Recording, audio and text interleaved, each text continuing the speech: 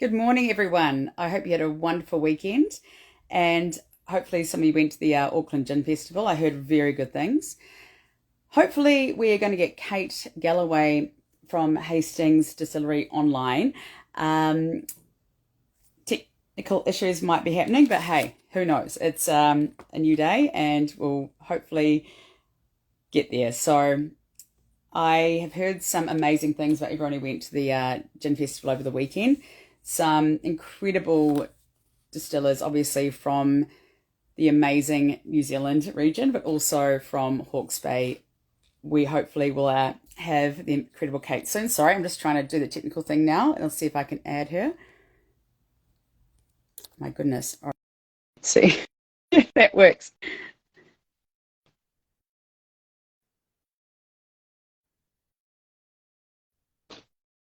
I think we might have success there. Oh, Kate, hi. Hello. How are you? Yeah, I'm well, thank you. Amazing. Hopefully we get incredible. How's it going down there this morning in Hastings?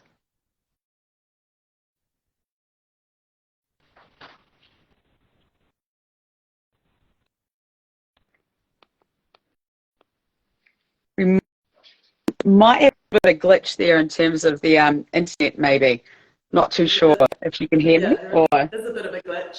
Let me just check with Dan and see, make sure it's not. Yeah, we'll give it a go. Yeah, well, I'm sure we'll figure it out. We'll figure it out. Yeah, Amazing.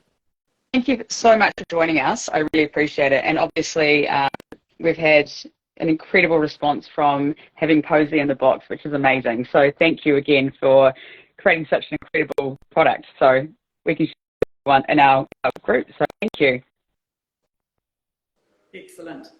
So today, Kate, I just kind of want to go through a bit about obviously the incredible distillery we've got. Like we were down there probably about, I think about 9 weeks ago, and the absolute pleasure of going to your tasting room, and it was an experience in itself. Just walking in there, it's such a beautiful place, and that's before we even tried the gin. So that's a good start. But I think the first thing I really want to go through is understanding why you started Hastings Distillery. Like it's just such an incredible story about one of the I think the first certified organic distillers in New Zealand, if I'm correct. Yes, yep, we're the first and still currently, I believe, the only certified organic spirit producers. So Amazing.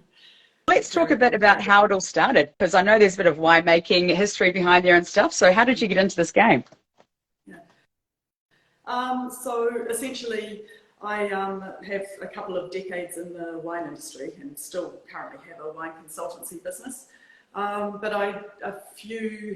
in 2015, decided to take a bit of a break to embark on some other things that I wanted to do, younger children, also yeah, so I left my job and we went on holiday to Europe.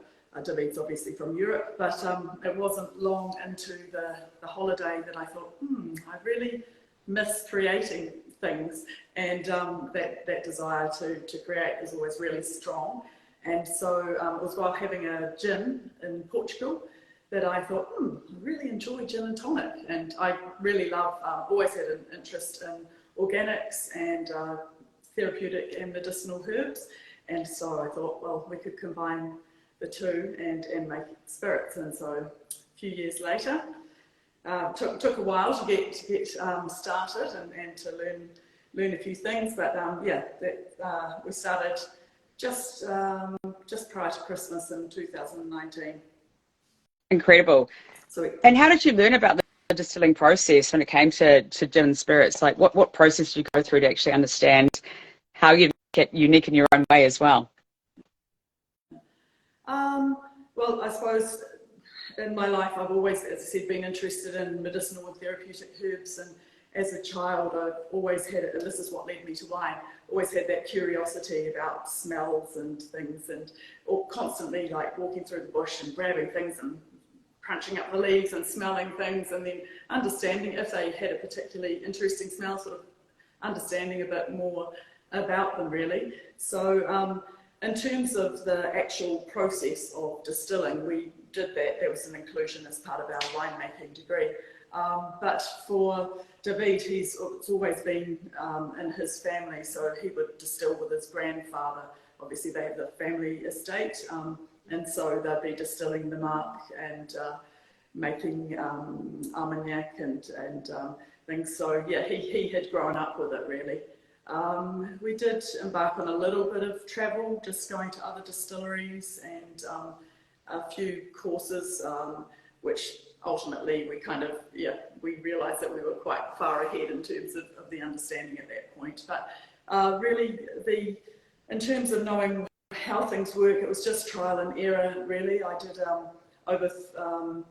we've got our olfactory library, so that contains about 360 botanicals, and so we just did like we'd soak things for maybe 48 hours, 24 hours, or put them directly into the still, just our little small lab still. And that was just working out, keeping really good records and working out where we thought that botanical showed best at what time soaking or and what temperature of the still and that kind of thing. So yeah, incredible. So tell us about your still and what you've got going on there, because the thing I remember walking in is that not only is your tasting room and you've got an amazing food menu there as well, I have to say, but just walking in, it's such an experience. So I want to know more about the whole process behind the scenes, and obviously a lot of our customers do as well. Like, what goes on behind the scenes? What do you guys do? How do you go through your process? How do you create these incredible limited edition runs that you bring to the market? Well, I suppose behind the scenes, there's our growers, our amazing growers who are really just best to nurture the land, and the proof of the pudding's in the eating. So when you get their product, it's just incredible, and it has, not only are we aware that they're really looking after their particular bit of earth, that the result is just incredible. You just get such vibrancy. I mean, New Zealand, we're really blessed with incredible vibrancy in all our raw materials, but I think that it's just that added dimension when you're using organic produce. So first of all, I have to just really credit our growers. We also have a gin garden, which is a hectare property where we grow lots of the botanicals, so it means that we can get things, harvest them at their peak when they're fresh, and that lends itself to the seasonal releases. And what I love about the seasonal releases is that we're always, they're like, for me, they're like a vintage gin, because they capture and reflect however the season is in any given year. And I really love that, and that's why I sort of can really, in my past as a winemaker, I can always kind of look at a wine and remember exactly how the summer was, or all the seasons really, in that particular year, and I find that really reflects in the seasonal gins as well. We had our tasting room. It's a lovely spot to visit. It definitely is. So that was the original. I'm actually in the tasting room now. Our idea was to have just this little urban distillery, and a small counter where we would open when we had the time, essentially. But after many years of battling, trying to get our still on site, we ultimately didn't manage, just lots of restrictions. And also no fit for purpose legislation at the time, because it was fairly new. This is way back in 2016, I think we started. So we suddenly had this space in town, gorgeous space in the wonderful 200 block of Hiratonga Street East. There's lots of wonderful artisans surrounding us, and it's really worth a visit if you're down this way. It is. Yeah, so it actually is. It's incredible. It's incredible. I have to say that. I was blown away. Yeah. So we decided, what can we do here? So we've got a bit more, took on a bit more of a tasting room experience than we envisaged, and actually it's exceeded all our expectations. We thought it would be more like a winery where you'd get 2 people visiting at a time, and then but fortunately thanks to don't want to say thanks to COVID lockdowns, but thanks to redundancies and things, I've ended up with an amazing team who were able to come in and show me the ropes essentially of that side of the business, which is not my forte really. We're passionate about what we do, but you know, under no illusions that we came really formed in terms of running a space like this. So yeah, our preference is to be in the growing side and the making side. Well, I have to say, when we came in, I was just going to say, when we came in, as I said a few weeks ago, you know, it was amazing. Like, your staff are incredible. Obviously, you've got your menu and you've got your gins, and you could have recommendations as to tonics. And then I was watching you talk to people when they came in to actually discuss the gins. So the experience was incredible. And if anyone in Hastings, I highly recommend going to your tasting room, not only because obviously it's an experience, but the gins are really, really good as well. And that's something that Helen and I, my business partner, noticed. It was just, not only you've got your, you know, the standard things, but like the incredible thing. We tried Posy. We were quite blown away by, as you said before, like the seasonality and how you've just obviously brought things together that were right at the time to create such an incredible gin. I think that's something that you guys do really, really well. Limited editions, based off what's available, and at the same time, as you said, it's like a vintage. It's a vintage wine, and that's why I'm really excited about what you guys do. And I just want to kind of throw, I've got Posy here because it's beautiful, not only as a bottle, but it's incredible tasting wise. So I'd love to know what your inspiration was behind this and how it came about around botanicals, etc. Okay, well, so I suppose it stemmed from the desire to make a pink gin, because really everybody loves drinking pink drinks. I like sitting there on a hot day drinking a pink drink. Just makes things feel, you know, like everything's right with the world. And so the desire was really to create a gin that wasn't just, you know, do it properly, like it wasn't just an infusion of added flavours and synthetic things. So in all our products, if it has a colour, it's always come from a fruit or more commonly a flower. We use a lot of hibiscus flower. And so for Posy, we got some biodynamic raspberries from the Manawatu, from our wonderful growers, Greg and Joanne Turner. They've got a property there, Woodhouse Farm Organics. So people may know the markets down there, they sell wonderful berry fruits, and they're actually Demeter certified, which is the biodynamic certification. So we know when we're putting it in that if you're tasting a raspberry, it's actually come from a raspberry that's grown here, and just by these wonderful growers who really care about what they do. And so the biodynamic certification, just in case people listening are not familiar, it's really, it shares a lot in common with organics, but really takes it further. You're considering the health of the soil, the health of really the holistic health of the whole farm, and actually taking into account what's happening in the wider cosmos to work out the most auspicious times for harvesting and planting, and we really believe that's an important way to go as well. So while we're organic, What I love about what you do is that you research the details there. It's not just adding a bit of flavouring here. It's completely about finding what's around that's quality, and also, as you said, biodynamic or organic, whatever the stance is of the producer. But you can taste it. It's just incredible, and I give you guys credit for that, because there are a lot of gins out there that we talked to Tash McGill last week about how things are going in different ways, and to be able to do that with natural flavors and natural additive, like you can taste it. I was blown away when I had it, and that's why we put it in this box. It's just incredible, and even just with soda or tonic, that's all it needs, Yeah. So it is good with soda. Yeah.